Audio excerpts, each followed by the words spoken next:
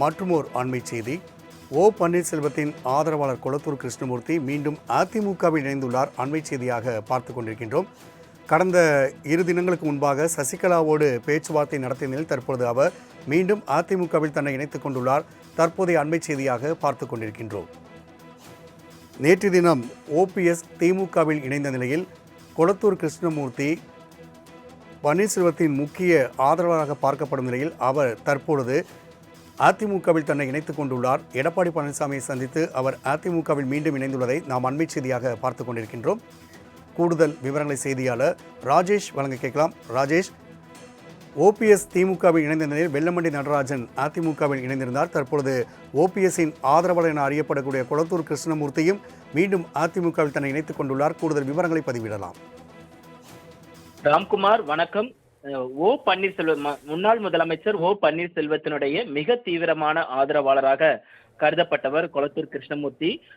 தர்மயுத்தம் தொடங்கிய காலத்திலிருந்தே கொளத்தூர் கிருஷ்ணமூர்த்தி ஓ பன்னீர்செல்வத்துடன் பயணிக்கிறார். குறிப்பாக பன்னீர்செல்வத்தினுடைய அனைத்து பயண திட்டங்கள், சென்னையில் நடக்கக்கூடிய அனைத்து நிகழ்ச்சிகளிலும் முதல் ஆளாக அதற்கான ஏற்பாடுகளை செய்வது தொடங்கி பன்னீர்செல்வத்தை அழைத்து வருவது என முக்கிய ஒரு நிர்வாகியாக, அவருடைய தளபதியாக செயல்பட்டவர் கொளத்தூர் கிருஷ்ணமூர்த்தி.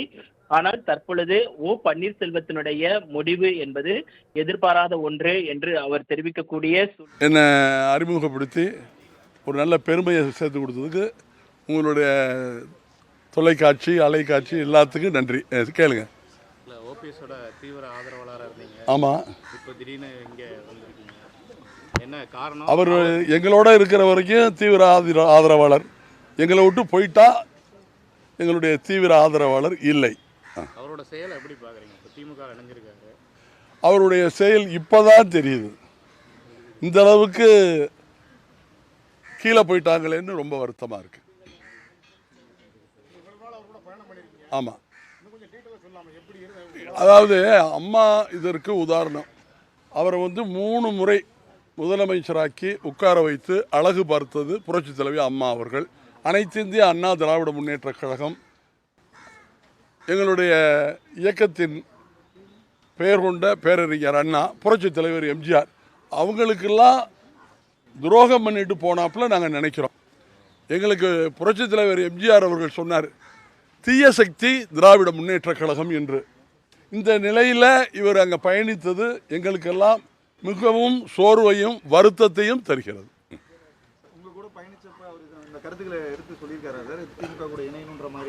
இதுவரைக்கும் சொல்லவே இல்லைங்க. நைட்டு 9 மணி, அதாவது 27ஆம் தேதி நான் சாயந்தரம் 3 மணிக்கு புறப்படுறப்போ அவங்க ரெஸ்ட்டில் இருந்தாங்கன்னொன்னே நான் ஐயாட்ட சொல்லியிருக்கேன்ட்டு புறப்பட்டேன். ஐயா கிட்ட ஒரு 4 மணி 4:30 மணி 5 மணிக்கு தொடர்பு கொண்டேன். செல் எடுக்கலை, அலைபேசியை எடுக்கலை. நான் பயணம் பண்ணேன், திருச்சியை நோக்கி போயிட்டு இருந்தேன். நான் எதுக்காக குறிப்பிட்டு எதுக்காக நான் திருச்சியை நோக்கி ஒரு 4-5 நாள் இங்கே தான் தங்கியிருந்தேன். ஏன் போனேன்னா, என்னுடைய மனைவி இறந்து கரெக்டாக 1 வருஷம், பிப்ரவரி 27 நினைவு நாள். அதற்காக நான் போனேன். 26ஆம் தேதி நான் மாலை புறப்பட்டு 9 மணிக்கு போனோன்னே அங்கேருந்து எனக்கு ஃபோன் வருது ஐயாட்ட இருந்து. என்ன ஃபோன் வருதுன்னா, நைட்டு தூங்குகிற நேரத்தில் ஃபோன் வருது. தூங்கி எழுப்புகிற நேரத்தில், ஏந்திரிக்கிற நேரத்தில் உடனே சென்னையில் இருக்கணும்னு தகவல் வருது. எப்படி முடியும்? சரி, இருந்தாலும் 9 மணிக்கு வீட்டில் கால் எடுத்து வச்சேன். வீட்டில் இருந்து உடனே புறப்பட்டேன் சென்னை நோக்கி. திரும்ப 9 மணிக்கு சென்னையிலேருந்து திருச்சிக்கு வர்றேன், இரவு 9 மணி. அதே 9 மணிக்கு சென்னையிலேருந்து திருச்சியிலேருந்து திரும்பவும் சென்னை நோக்கி வர்றேன். 5 மணி 6 மணிக்கு வந்தோடனே ஏன் இவ்வளவு அவசரமாக அழைப்பதின் நோக்கம் என்னன்னு முக்கியமான சென்னையில் இருக்கக்கூடிய கழக முன்னோடிகள்கிட்ட கேட்டேன். அவங்க சொன்ன தகவல் எனக்கு மிகுந்த ஆச்சரியத்தையும் மன கலக்கத்தையும் எனக்கு அளித்தது. உடனே இன்னும் சில பேர்த்துட்டு அதை பற்றி விசாரிக்கிறப்ப நம்ம 8 மணிக்கு போயிடலான்னு அப்படின்னாங்க. 8 மணிக்கு நான் அங்கே வரலன்னு சொல்லி வேறு இடத்துல போய் தங்கிட்டேன். வேறு இடத்துல தங்கிட்டு கடைசியில் விசாரிக்கிறப்போ அப்போ தான் செய்தி தொலைக்காட்சியிலெல்லாம் வர ஆரம்பிச்சிருச்சு. ஐயா பதவியை ராஜினாமா பண்ண போகிறாங்க, ஐயா அறிவாலயத்துக்கு போகிறாங்க, திராவிட முன்னேற்ற கழகத்தோட கூட்டணி சேர போகிறாங்களா அல்லது இயக்கத்தில் இணைய போகிறாங்களாங்கிற தகவல் தெரியலேங்கிற தகவல் எனக்கு தெரியப்பட்டோன்னே உடனே தொலைபேசியில் அலைபேசியில் ஐயாட்ட பேசி, ஐயா இந்த மாதிரி ஒரு முடிவு எடுக்க போறீங்களா? ஆமாண்ணே, முடிவெடுக்க போகிறேன். நல்லதுண்ணே, நீங்கள் போயிட்டு வாங்க, நான் அப்படியே அமைதியாக இருப்பேன். நான் என்ன முடிவு எடுத்துக்கிறேங்கிறது நான் யோசித்து பின்னர் அறிவிச்சுக்கிறேன். அதனால் நீங்கள் உங்கள் பணியை செய்ய. உங்களுக்கு வயது மூத்தவராக இருந்தாலும் சரி, நான் வயதில் மூத்தவனாக இருந்தாலும் சரி, உங்கள்கிட்ட ஆசீர்வாதம் வாழ்த்துக்களை தெரிவித்துக் கொள்கிறேன்னு சொல்லி ஃபோனை அவரும் நன்றி வணக்கம் அப்படின்ட்டார். அதோடு முடிஞ்சு போச்சுங்க. இப்போ அடுத்து உடனே யோஜனை பண்ணுறப்போ தான் எனக்கு மீண்டும் தாய் கழகத்தில் இணைந்து பணியாற்றுவது தான் சிறப்பு. நான் ஏன்னா ஆரம்ப காலத்தில் இருந்து பேரறிஞர் அண்ணா, அதே மாதிரி இன்னும் சொல்ல போனால் தந்தை பெரியார் பொதுக்கூட்டங்கள்லாம் கேட்ட அனுபவம் எனக்கு உண்டு. நேராக உட்காந்து கேட்டிருக்கேன். தரையில் தான் அந்த காலத்துலாம் உட்காரணும். இப்போ தான் சேரு நாற்காலிலாம் பொதுக்கூட்ட மேடைகள்லாம் தரையில் உட்கார்றது.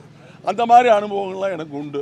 அதற்கு அடுத்து பேரறிஞர் அண்ணா திருச்சியிலேயே பெரிய ஃபேமஸான தேவர் ஹால், அந்த தேவர் ஹாலில் பேரறிஞர் அண்ணா அப்பொழுது நகர செயலாளராக இருந்து கொஞ்சம் எளிமையாக வெளி ஊரில் இருந்தார். அவர் எஸ்ஏஜி ராபின்னு அவரை அழைச்சி அவருக்கு பணம் முடிப்பு கொடுக்கறதுக்கு கூப்பிட்டுருந்தாங்க. அந்த மாதிரி சம்பவங்கள், அந்த மாதிரி நிகழ்ச்சிகள் பேரறிஞர் அண்ணா. அதற்கு பிறகு புரட்சித் தலைவர் எம்ஜிஆர். புரட்சித் தலைவர் எம்ஜிஆர் அவருடைய மரணத்திற்கு பிறகு புரட்சித் தலைவி அம்மா. புரட்சித் தலைவி அம்மா அவருடைய மரணத்துக்கு பிறகு கழகம் தான் எனக்கு வேணும்னு அப்படியே பயணித்து வர்றப்ப அப்போ தான் அருமை அண்ணன் கழகத்தினுடைய பொதுச் செயலாளர் எடப்பாடியார் அவருடைய சீரிய நல் தலைமையில் நல்ல ஆட்சி இயக்கத்தையும் வளர்த்து இயக்கத்தை பணிகளை ஆற்றிக்கொண்டிருந்தேன். அதற்கு பிறகு ஏற்பட்டது தான் இந்த நிகழ்வுகள். நான் இந்த நிகழ்வுகளிலிருந்து இவரே திராவிட முன்னேற்ற கழகத்திற்கு சென்று விட்ட பிறகு யார் அந்த நேரத்தில் மேடையிலே நாங்கள் 10 பேர் அமர்ந்திருந்தோம். 10 பேர் 9 ஆச்சு, 8 ஆச்சு, 7 ஆச்சு, 6 ஆச்சு, 5 ஆச்சு, 4 ஆச்சு, 3 ஆயிடுச்சு, 2 ஆயிடுச்சு. அவரும் நானும் மட்டும்தான் இருந்தோம். கடைசியில் அவரே போயிட்டார்.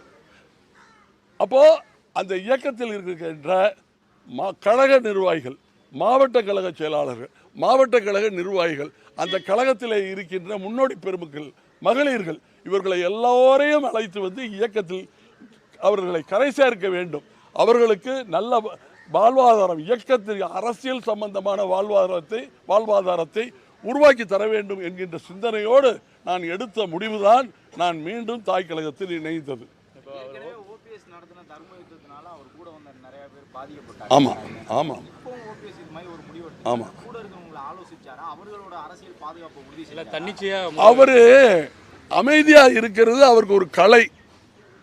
அமைதியாகவே இருந்து ஏதோ பெரிய இதாக சாதிச்சிருவோங்கிற இது இருப்பார். கடைசியில் எங்கள் நிலை தான் அந்த மாதிரி அமைதியாகவே இருக்கிறதுனால அவரோட பயணிப்பவருடைய நிலை எங்களுடைய நிலை தான்.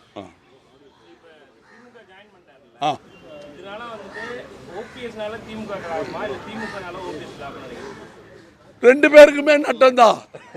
மீண்டும் அனைத்து இந்திய அண்ணா திராவிட முன்னேற்ற கழக ஆட்சி தான்.